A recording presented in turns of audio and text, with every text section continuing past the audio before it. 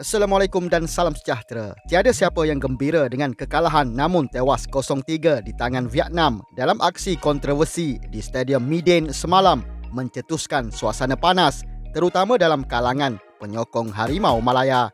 Layangan kad kuning kedua yang diberikan pengendali dari Jepun, Ryuji Sato kepada Nguyen Wanton pada minit ke-33 seakan memberi harapan besar skuad kendalian tim Pangun untuk bangkit selepas ketinggalan satu gol hasil jaringan Nguyen Tianlin pada minit ke-29.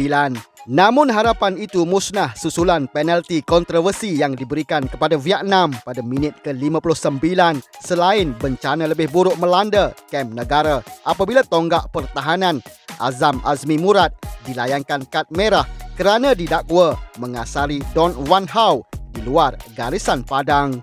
Justeru insiden penalti diberikan kepada Vietnam dan kad merah diterima Azam boleh dianggap sebagai bom yang memusnahkan keseluruhan permainan Harimau Malaya dalam aksi kumpulan B itu.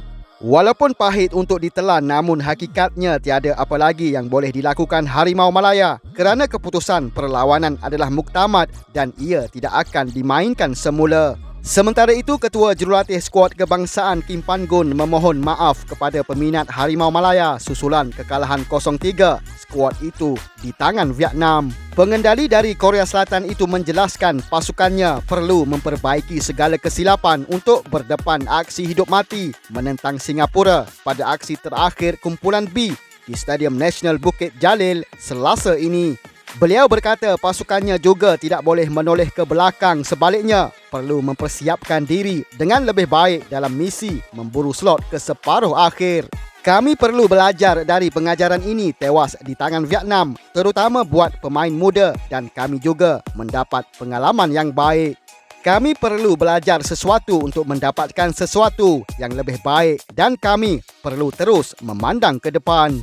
Saya fikir kami bermain dengan baik dan ia perlawanan yang bagus. Kami akan cuba lihat kembali kesilapan dan memperbetulkannya, kata Kim Pangun pada sidang media selepas perlawanan.